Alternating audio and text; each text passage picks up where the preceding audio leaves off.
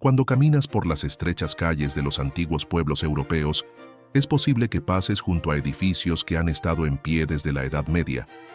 Es asombroso pensar que algunas de estas casas han sobrevivido guerras, incendios, tormentas y siglos de uso, todo sin tecnología de construcción moderna. Para entender cómo los constructores medievales crearon estructuras tan duraderas que aún podemos visitarlas hoy en día, primero debemos analizar las diferentes clases sociales que vivían en ellas, ya que la calidad y las técnicas de construcción variaban drásticamente dependiendo de tu posición en la sociedad medieval. La sociedad medieval era como una gran pirámide, en la que cada nivel desempeñaba un papel crucial para que todo funcionara sin problemas. En la cima estaban la realeza, los reyes y reinas, que vivían vidas de lujo mientras tomaban decisiones importantes sobre guerras, leyes e impuestos. Básicamente, estas personas nacían con el boleto ganador de la lotería medieval, ya que su poder se transmitía a través de linajes familiares. Justo debajo de ellos estaban los nobles, que poseían enormes extensiones de tierra y pasaban sus días administrando sus propiedades, organizando lujosos banquetes y de vez en cuando uniéndose al rey en la batalla, aunque probablemente deseaban poder saltarse esa parte. La clase media es donde las cosas se ponían interesantes. Estos eran los emprendedores medievales, los mercaderes que vendían productos en el mercado, los artesanos habilidosos que podían convertir un trozo de madera en una obra maestra y los maestros de gremios que dirigían la versión medieval de las escuelas de oficios. No nadaban en oro como los nobles, pero podían permitirse una alimentación decente y tal vez incluso un segundo par de zapatos, lo cual era un gran lujo en aquella época. Luego estaban los campesinos, que representaban aproximadamente el 90% de la población. Estos trabajadores incansables eran la columna vertebral de la sociedad medieval, aunque probablemente no recibían mucho reconocimiento por ello. Trabajaban la tierra desde el amanecer hasta el anochecer, cultivando alimentos para todos los demás, mientras apenas lograban conservar lo suficiente para sí mismos. Algunos eran campesinos libres, lo que significaba que podían moverse y elegir su trabajo, mientras que otros eran siervos, prácticamente atados a la tierra de su señor en una especie de contrato laboral permanente, pero con más barro y sin días de vacaciones. Cada clase tenía funciones específicas que mantenían el funcionamiento de la sociedad medieval. La realeza y los nobles se suponía que protegían a los demás, aunque a veces parecían más interesados en proteger sus bodegas de vino. También actuaban como jueces, resolviendo disputas entre sus súbditos. Imagina una versión medieval de la jueza Judy, pero con el poder real de enviar a la gente al calabozo. La clase media mantenía la economía en movimiento al fabricar y vender productos. Creaban gremios que eran como sindicatos medievales mezclados con departamentos de control de calidad. ¿Querías convertirte en herrero? Más valía que pasaras años como aprendiz aprendiendo a no quemarte las cejas antes de que el gremio te permitiera abrir tu propio taller. Los campesinos tenían el papel más físicamente exigente. Cultivaban la tierra, criaban ganado y, en general, proporcionaban todo el alimento. Sin ellos, todos los demás habrían pasado hambre, incluidos los nobles en sus castillos llenos de lujos. También tenían que pagar impuestos en forma de cosechas y trabajo, lo que probablemente hacía que la temporada de impuestos moderna pareciera un paseo por el parque. La iglesia también desempeñaba un papel enorme, con líderes religiosos que se movían entre varias clases sociales. Proporcionaban educación, aunque principalmente a niños de familias adineradas, ayudaban a los pobres cuando no estaban ocupados construyendo catedrales elaboradas y, en general, intentaban mantener la brújula moral de todos apuntando en la dirección correcta. Un dato fascinante sobre la sociedad medieval es que la movilidad social era casi tan rara como encontrar un campesino con una dentadura perfecta. Si nacías campesino, lo más probable es que murieras campesino. Sin embargo, Hubo algunas personas astutas que lograron ascender en la escala social a través de la educación, generalmente uniéndose a la iglesia o convirtiéndose en artesanos altamente capacitados. Era la clásica historia medieval de pasar de harapos a harapos ligeramente mejores. Todo el sistema se mantenía unido por algo llamado feudalismo, un término elegante para decir, te protegeré si trabajas para mí y me das cosas. No era precisamente justo, pero mantuvo el orden durante siglos. Aunque los campesinos probablemente tenían algunas palabras elegidas para describir este acuerdo, las guardaban sabiamente para sí mismos, ya que los nobles medievales no eran conocidos por su sentido del humor cuando se trataba de críticas. La estructura de la sociedad medieval no solo moldeó cómo vivían y trabajaban las personas, sino que literalmente dio forma a la construcción de sus ciudades, esculpiendo las jerarquías sociales en piedra y argamasa. Las ciudades medievales eran como pasteles de varias capas de estatus social, excepto que, en lugar de un dulce glaseado entre las capas, tenían calles estrechas y sinuosas que probablemente no habían visto una buena limpieza desde que los romanos abandonaron la ciudad. Estas ciudades crecían en un patrón circular, con los edificios más importantes en el centro. En el corazón de la ciudad se erigía una imponente catedral que apuntaba hacia el cielo o un castillo que dejaba en claro quién mandaba. A veces, ambos, por si alguien olvidaba quién dirigía el espectáculo. Los barrios más ricos se extendían desde este centro como ondas en un estanque, pero en lugar de volverse más débiles, se volvían progresivamente más estrechos y malolientes. Los comerciantes adinerados y los artesanos más hábiles reclamaban los mejores terrenos cerca del centro, lo suficientemente cerca como para oler el incienso de la catedral, pero lo bastante lejos de los muros exteriores como para evitar ser los primeros en enfrentarse a cualquier ejército invasor. Los agentes inmobiliarios medievales realmente tenían que considerar diferentes puntos de venta en aquella época. Hablando de muros, estos eran el equivalente medieval de una comunidad cerrada, solo que, en lugar de mantener alejados a los vendedores ambulantes, estaban diseñados para detener ejércitos enteros. Estas enormes barreras de piedra podían alcanzar los 10 metros de altura y 4 metros de grosor, haciendo que los sistemas de seguridad modernos parecieran un juego de niños. Las ciudades solían tener entre 2 y 8 puertas, que se cerraban al atardecer, lo que significaba que si llegabas tarde a casa, tendrías que dar una explicación a unos guardias bastante malhumorados.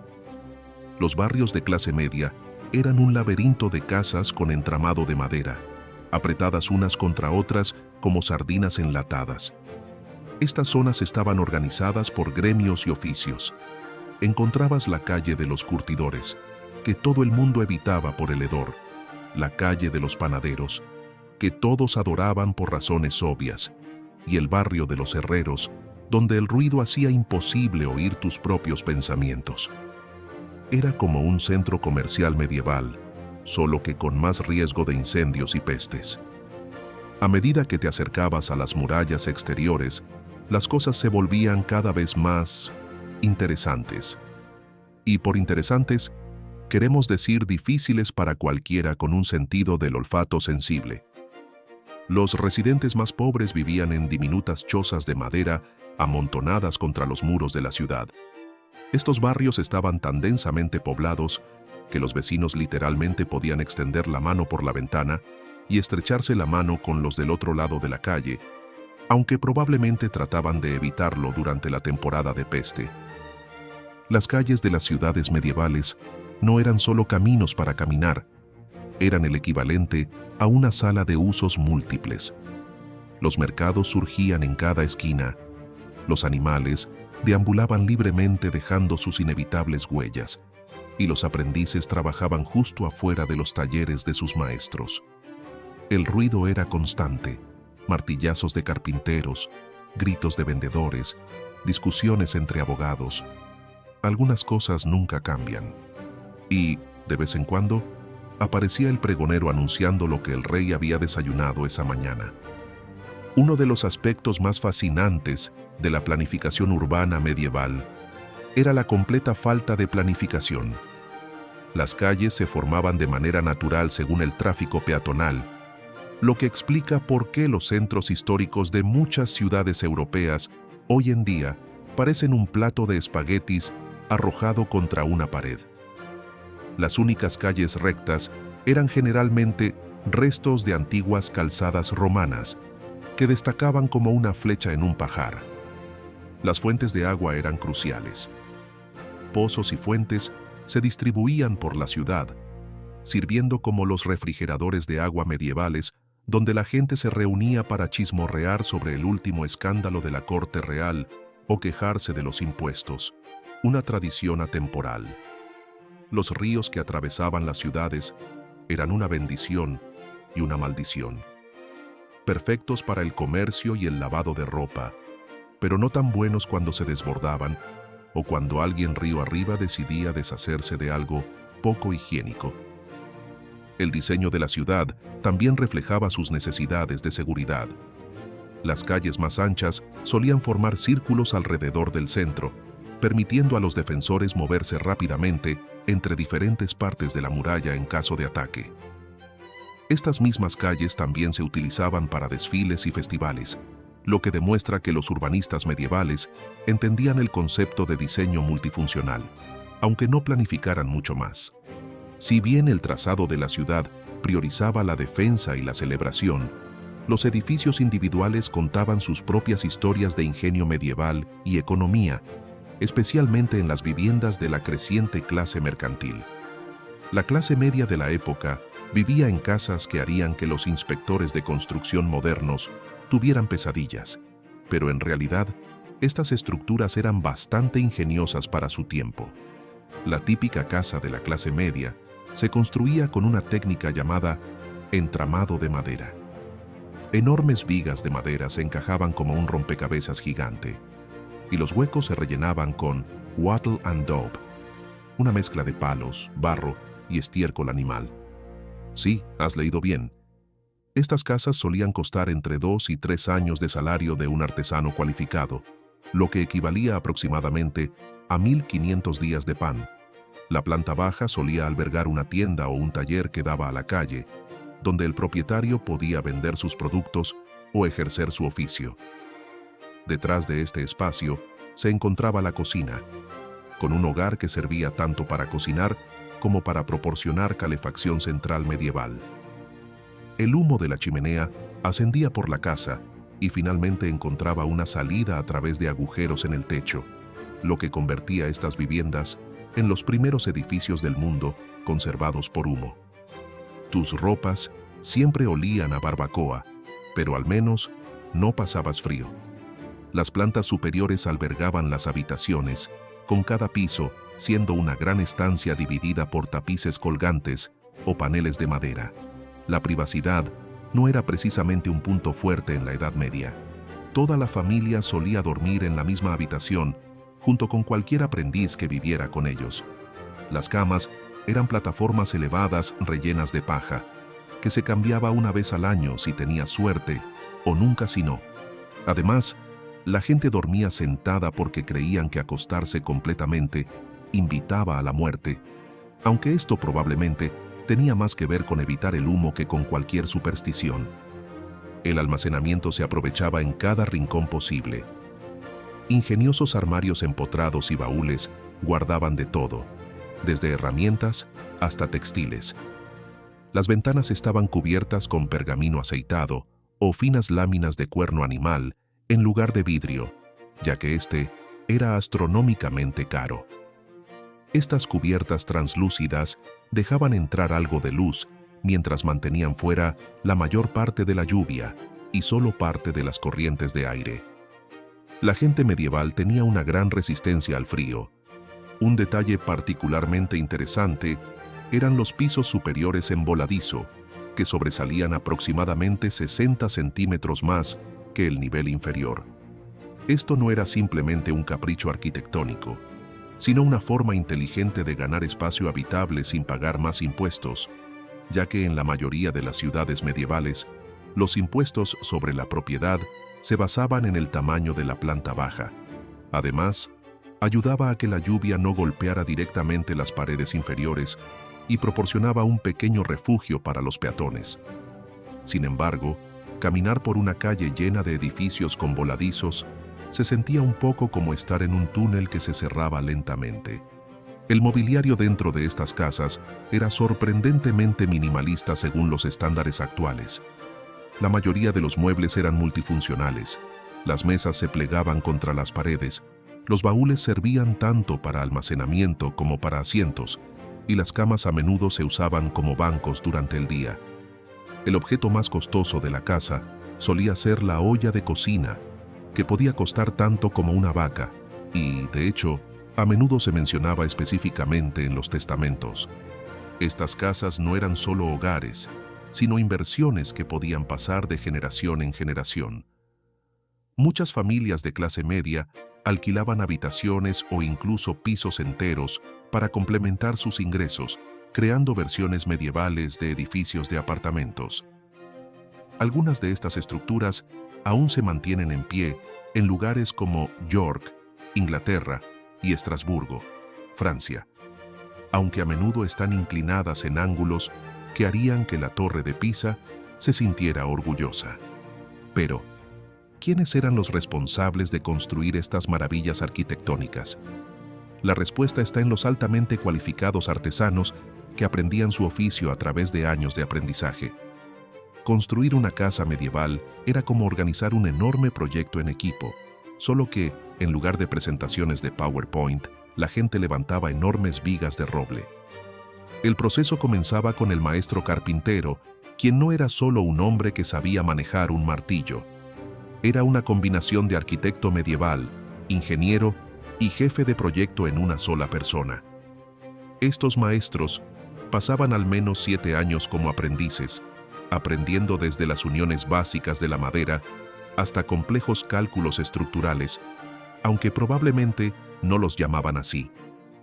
El primer paso era la obtención de materiales, y aquí es donde las cosas se ponían interesantes. Los robles utilizados para las vigas principales debían tener al menos 60 años y se seleccionaban cuidadosamente durante el invierno, cuando la savia estaba en su punto más bajo. Talar estos gigantes era solo el comienzo. Luego, debían ser moldeados y dejados secar durante otro año antes de poder ser utilizados. Mientras la madera se secaba, los trabajadores excavaban los cimientos y reunían otros materiales, como piedra para la base de la casa. Nadie quería que su elegante estructura de madera se asentara directamente sobre el suelo y terminara pudriéndose. Equipos de trabajadores especializados desempeñaban diferentes funciones. Los aserradores, encargados de cortar los enormes troncos en piezas utilizables, trabajaban en parejas con sierras gigantes de 2 personas, donde uno de ellos tenía la desafortunada tarea de estar en un hoyo debajo, recibiendo una lluvia constante de aserrín durante todo el día. Las marcas de los carpinteros encontradas en maderas medievales muestran que utilizaban un ingenioso sistema de numeración para asegurarse de que cada pieza encajara en su lugar. Algo así como unas instrucciones medievales de IKEA, pero con menos llaves Allen y probablemente con muchas más maldiciones en el proceso. El tiempo de construcción variaba según el tamaño y la complejidad de la casa, pero la mayoría de las viviendas de la clase media tardaban entre 3 y 6 meses en completarse. El marco de madera se ensamblaba primero en el suelo, como un gigantesco rompecabezas, y luego se levantaba sección por sección con la ayuda de cuerdas, poleas y una multitud de personas empujando y tirando. Era un evento tan importante que todo el vecindario solía participar, en un estilo similar a las tradicionales construcciones comunitarias de graneros, pero probablemente con más cerveza de por medio y muchas menos normas de seguridad de las que tendríamos hoy en día. Transportar los materiales hasta el lugar de construcción era toda una aventura. La piedra generalmente se extraía de la cantera más cercana, pero si en la zona no había piedra de buena calidad, debía transportarse en carretas o por río desde varios kilómetros de distancia. La arcilla para el Wattle and Daub provenía de excavaciones locales, mientras que la cal para el mortero se quemaba en hornos ubicados a las afueras del pueblo. El olor era aparentemente tan desagradable que se aprobaron leyes para que estos hornos fueran construidos en la dirección del viento. La paja y el pelo de animales, utilizados para unir la mezcla, provenían de granjas locales. Nada se desperdiciaba en la construcción medieval. Incluso el pelo de las ovejas de tu vecino podía terminar en las paredes de tu casa. Lo más fascinante era cómo estos constructores trabajaban sin herramientas eléctricas ni equipos modernos de medición. Usaban cuerdas con nudos espaciados a intervalos específicos para medir, plomadas para asegurarse de que las paredes estuvieran rectas y plantillas de madera para cortar las uniones. Sus herramientas eran sorprendentemente similares a las de los carpinteros actuales, aunque con más madera y menos plástico. Cinceles, hachas, azuelas y sierras eran cuidadosamente mantenidas y a menudo pasaban de generación en generación como valiosos objetos familiares. Una innovación particularmente ingeniosa era el uso de madera verde, sin secar, para ciertas partes del armazón. A medida que se secaba, la madera se contraía y apretaba las uniones, haciendo que toda la estructura se volviera más resistente. Era como una versión medieval de las tuercas y tornillos autoadaptables, solo que este proceso podía tardar años en completarse. Durante este tiempo, la casa crujía y gemía mientras la madera se asentaba, lo que dio origen a muchas historias de fantasmas que probablemente tenían más que ver con la física que con lo paranormal. La artesanía en estas construcciones era tan precisa que muchas han sobrevivido durante siglos, superando a innumerables edificios modernos. Cada unión, cada viga y cada clavija fueron colocadas con un propósito, utilizando conocimientos transmitidos de generación en generación por constructores experimentados. Estas casas no eran solo viviendas, sino testimonios del increíble nivel de ingeniería y habilidad de la época medieval.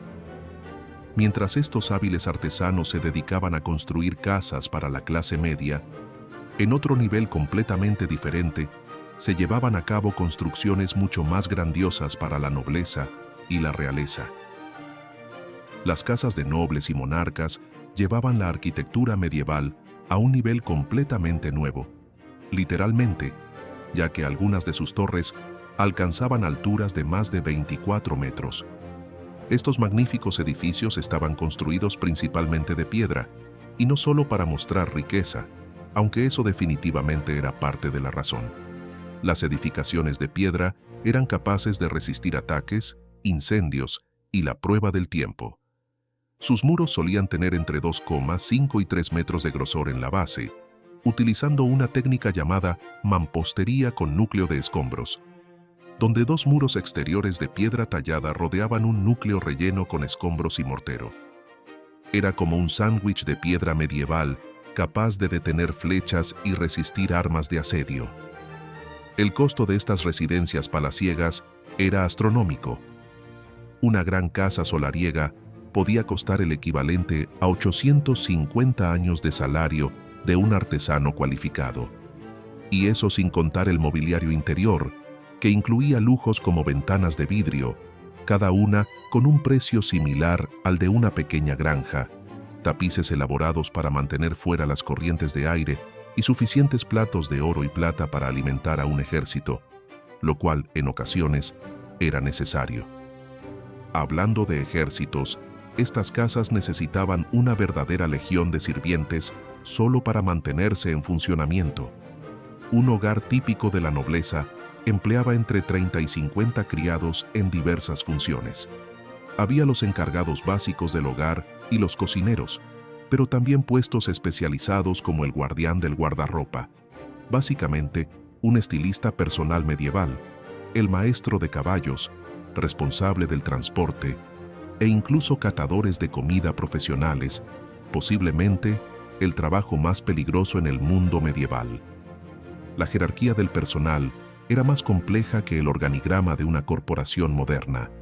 Los interiores estaban diseñados para impresionar. El gran salón era el corazón de estas casas, con techos lo suficientemente altos para que el humo de la chimenea central pudiera elevarse por encima de las cabezas de los comensales. Las casas más sofisticadas contaban con chimeneas, una tecnología revolucionaria en ese momento que realmente sacaba el humo de la casa en lugar de simplemente esperar a que encontrara su propia salida. Las ventanas se colocaban estratégicamente para proporcionar tanto luz como defensa, muchas con asientos empotrados en los gruesos muros donde las damas podían sentarse a bordar mientras vigilaban a los visitantes que llegaban o a posibles ejércitos invasores. El almacenamiento estaba diseñado para el largo plazo. Estas casas incluían enormes sótanos para mantener los alimentos y el vino a temperaturas constantes, así como habitaciones fortificadas para guardar objetos de valor. Las cocinas solían estar en edificios separados para reducir el riesgo de incendios, ya que en la Edad Media no existía el seguro contra incendios. Algunas casas incluso contaban con sistemas de plomería primitivos, donde el agua de lluvia se recogía del techo y se distribuía a través de tuberías de plomo. Aunque, considerando lo que sabemos hoy sobre el plomo, quizás los campesinos estaban mejor con sus simples pozos. Los métodos de construcción garantizaban que estos edificios perduraran durante siglos. Los cimientos se excavaban profundamente en la roca madre. Las piedras se moldeaban meticulosamente para encajar perfectamente entre sí, a menudo con grapas de hierro y plomo fundido entre ellas para mayor estabilidad. Los techos se construían con enormes vigas de roble, muchas de las cuales siguen en pie hoy en día, después de 500 años. La madera provenía de árboles de hasta 200 años de antigüedad, lo que significa que algunas de estas vigas comenzaron a crecer durante el Imperio Romano. Sin embargo, mientras estas magníficas residencias se alzaban como símbolos de riqueza y poder, justo afuera de sus muros, las viviendas de la gente común contaban una historia completamente diferente. El marcado contraste entre las mansiones nobiliarias y las casas campesinas reflejaba perfectamente la desigualdad medieval. Mientras los nobles se preocupaban por elegir el tapiz adecuado para su salón del trono, los campesinos solo esperaban que su techo resistiera otro invierno. Las casas campesinas eran diminutas, generalmente de una sola habitación, que medía unos 3,5 por 7 metros. Eso es más pequeño que la sala de estar de la mayoría de las casas modernas. Sin embargo, familias enteras, junto con sus animales, vivían en este espacio. Los animales no estaban ahí por compañía, sino porque proporcionaban calor corporal esencial durante el invierno, aunque probablemente no generaban la mejor experiencia aromática. La construcción de estas humildes moradas era rápida y rudimentaria, literalmente. La técnica más común era la construcción en cruc, donde dos grandes vigas curvas formaban una estructura en forma de A. No eran vigas de roble elegantes, sino los mejores troncos que los campesinos podían encontrar o que el señor feudal les permitía cortar en su bosque. Las paredes se hacían con wattle and daub, pero a diferencia de las casas bien construidas de la clase media, los campesinos usaban lo que tuvieran a mano: paja, barro, estiércol e incluso huesos de animales mezclados en los materiales de las paredes. Reciclaje medieval en su máxima expresión. El techo solía ser de paja, que debía reemplazarse cada pocos años. Un buen tejado de paja podía durar hasta 5 años si tenía suerte, pero la mayoría de los campesinos no podían permitirse materiales de calidad o techadores especializados. En su lugar, reparaban sus techos cada año con cualquier material vegetal disponible, como juncos, brezo o incluso césped. En los años particularmente duros, no era raro ver casas campesinas con techos verdes y cubiertos de hierba, como una especie de ecohogar medieval accidental. El suelo solía ser simplemente tierra compactada, a veces cubierto con juncos o paja para aislarlo. Con el tiempo, estos suelos se hundían ligeramente debido al tráfico constante y a la limpieza, lo que hoy en día los arqueólogos llaman emocionadamente características subterráneas, aunque en realidad solo eran hoyos donde se acumulaba el agua cuando llovía. Algunos campesinos cavaban canales de drenaje alrededor de sus casas, aunque estos a menudo se convertían en alcantarillas improvisadas, haciendo que el patio delantero oliera como un baño portátil en una feria medieval. El mobiliario era mínimo y rudimentario. La mayoría de las familias tenían una única mesa y, con suerte, un banco o dos. Las camas eran un lujo. La mayoría dormía sobre montones de paja en el suelo. La característica central de la casa era el hogar, un simple fogón en el centro de la habitación, con el humo escapando por un agujero en el techo. Esto significaba que la casa estaba constantemente llena de humo o helada, dependiendo de si el fuego estaba encendido o no. Una verdadera elección entre dos males. Estas casas solían durar entre 20 y 30 años antes de necesitar ser completamente reconstruidas. Puede parecer poco tiempo, pero considerando que se construían en unas 2 semanas con materiales recogidos en los alrededores, no era una mala inversión.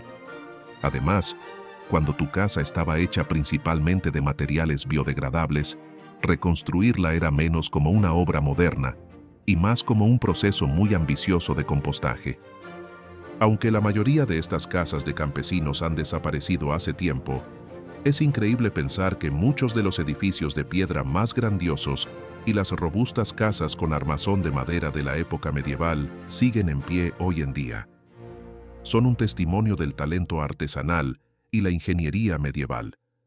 Desde la más humilde cabaña de campesino hasta el castillo más majestuoso, cada tipo de vivienda medieval cuenta su propia historia de supervivencia, ingenio y la capacidad humana de crear hogares adaptados a sus necesidades, sin importar su estatus social.